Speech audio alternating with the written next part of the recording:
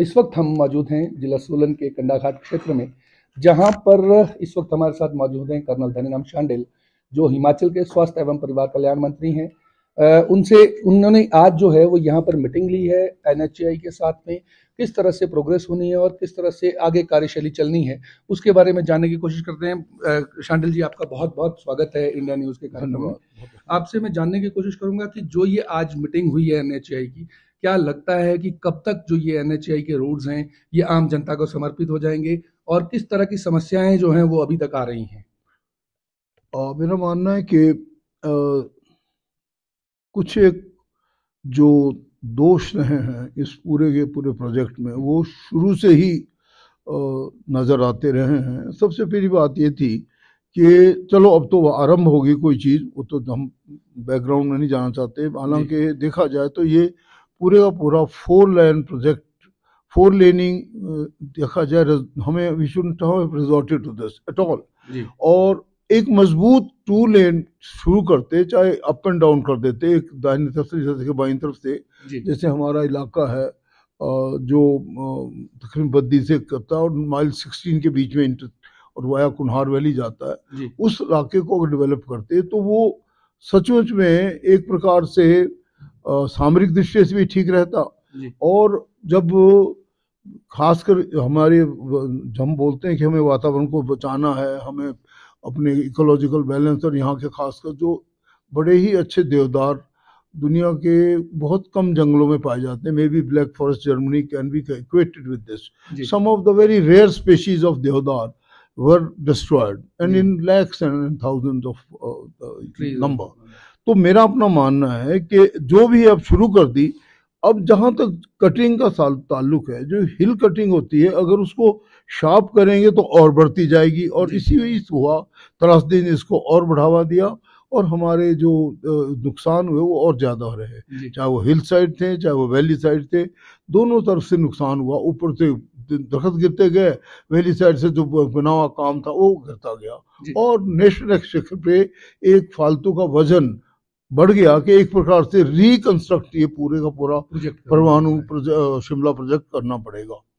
Number दो बात मैंने देखा है कि अब they are even after that, जबकि इनको समय मिला, कोई they are not taking it very seriously कि भाई कम से कम अगर अब अपनी मशीनरी बढ़ाओ, मैन पावर बढ़ाओ, इसमें इंटरवेंशन ज़्यादा बढ़ाओ, ताकि जो समय ये ड्राई पीरियड मिला इसमें ठीक तरीके से लोगों को सुविधाएं मिलें, जल्दी से जल्दी बने। इसीलिए हम ये थोड़ा पीरियडिक करते हैं। अभी थोड़ा लेट हो गए, नहीं तो 1 महीने में एक बार एसडीएम साहब जो बहुत रात दिन दोनों ही हमारे बहुत अच्छा काम कर रहे हैं, लेकिन ये उनके साथ कितना कोऑपरेट कर रहे हैं इसी को थोड़ा देखने के लिए मैं बीच में इंटरवीन करता रहता हूँ।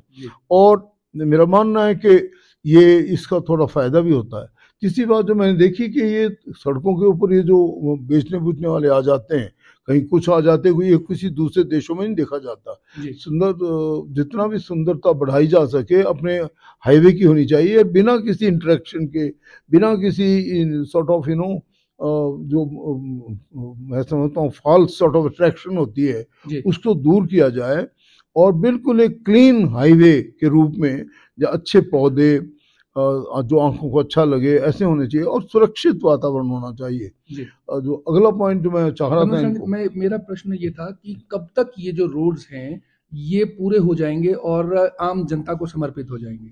हालांकि इन्होंने डेडलाइन तो दी है मुझे, जैसे टनल का बता रहे कि अक्टूबर में कुछ पूरे करेंगे, कुछ शायद 2025 के सितंबर अक्टूबर भी बता रहे हैं। परंतु मेरा मानना है कि ये जिस स्पीड से इनको चलना चाहिए था, वैसे मुझे लग नहीं रहा कि इनका अभी भी काम हुआ है। बिकॉज जो चीज़ें गिरी हैं, जैसे फॉर एग्जाम्पल दधोग गाँव है और उसमें उसके नज़दीक तकरीबन कोई 300-400 मीटर तक की दीवार नीचे गई है, उस पर कैसे वो रिकंस्ट्रक्ट करेंगे, कैसे रीटेंडर करेंगे, ये प्रश्न है। इसीलिए मैं बार बार इनको पूछता रहता हूँ कि आप लोगों का किस प्रकार से काम जल्दी हो और आप किस प्रकार से इसमें एडिशनल मशीनरी लगाओगे या एडिशनल मैन पावर। यहाँ तक कि इनके जो जिम्मेवार अफसर हैं वो भी इसको इतना ज़्यादा नहीं ले रहे, जिसके लिए कि हम सेपरेट कार्रवाई करने जा रहे हैं।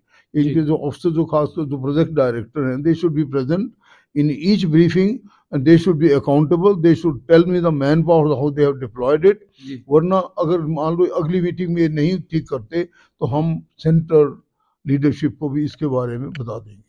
अच्छा शांडिल जी, इसमें जिस तरह से अभी प्रोग्रेस चल रही है, क्योंकि जिस रफ्तार से आप जैसे आप ये बता रहे हैं कि जिस रफ्तार से चल रहा है उस रफ्तार से हो नहीं पा रहा, उसकी वजह से होता क्या है कि अब फिर दोबारा, अभी तो ड्राई सीजन है, हो सकता है कि 4 महीने 5 महीने बाद फिर दोबारा बरसात आ जाए, बरसात के बाद दोबारा वैसी आपदा, क्योंकि कोई मैन मेड ये नहीं है, ये तो आपदा है, कभी भी आ सकती है। नेक्स्ट बारिश को हम ये कैलकुलेट नहीं कर सकते कि कितना बड़ा नुकसान करेगी या किस तरह से।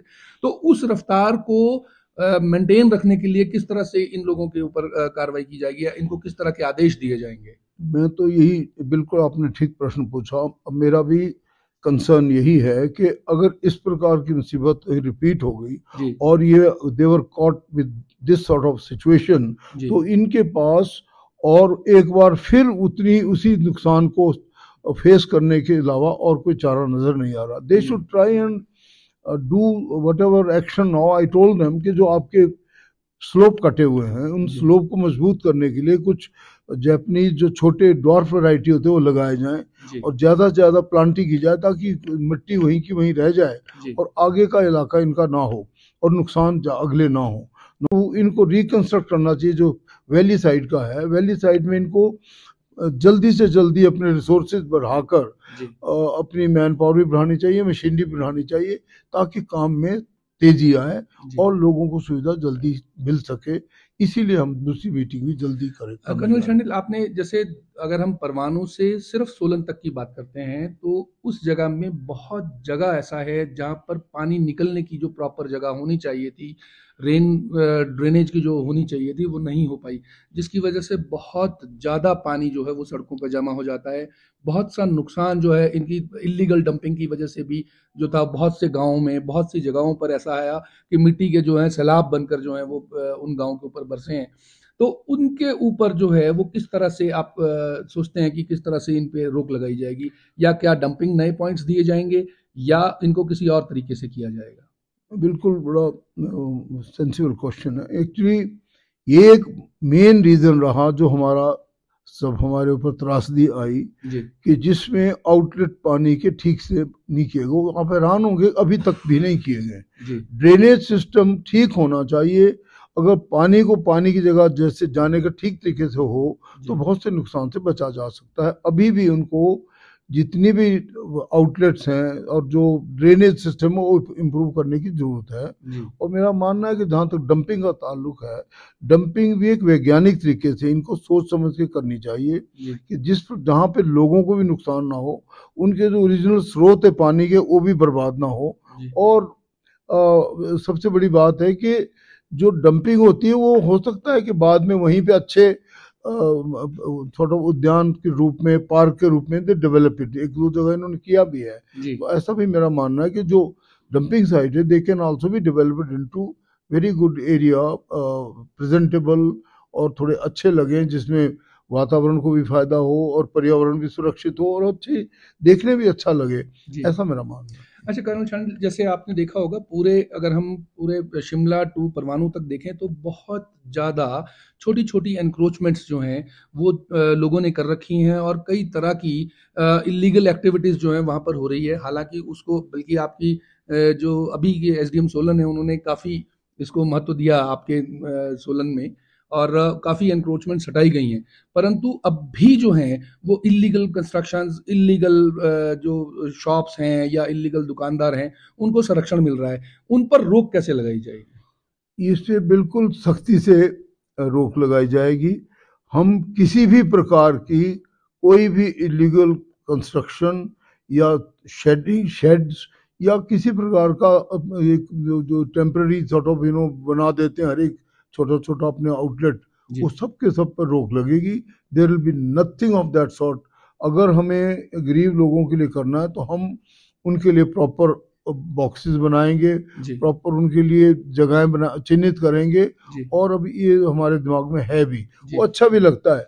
एक जगह आप 100 जगह ऑर्गेनाइज तरीके से उन लोगों को किया जाए ताकि अगर जो भी वो अपनी उत्पाद बेचना चाहें, सब्जी बेचना चाहें या कोई, ये तो आपने देखा होगा कि हर एक जगह कहीं खिलौने, कोई बड़े बड़े न जाने क्या क्या कहाँ से लेके आ जाते हैं, वो खासकर सड़कों के किनारे देखा गया है, जिस पे हम सख्ती से आएंगे और इसे पूरी पाबंदी लगाई जाएगी। And I am so much happy about what the SDMs have done, particularly SDM Solon, that they have removed the encroachments, and it will continue. Wherever there is an encroachment, it will not be allowed at all. आप देखेंगे कि अगले आने वाले दिनों में इसमें और तेजी लाई जाएगी। तो आपने देखा कि कर्नल धनीराम शांडिल ने पूरे विस्तार से हमें इस बात का बताया कि किस तरह से परवाणू से लेकर शिमला तक का रोड मैप तैयार हो रहा है, किस तरह से इस सारे काम में जो है वो तेजी लाई जाएगी, किस तरह से एनक्रोचमेंट्स हटाई जाएंगी। इस विषय पर बड़ी गंभीरता से जवाब देते हुए बड़े बेबाकी से सारे सवालों का जवाब दिया। सोलन से अनुराग शर्मा, इंडिया न्यूज़।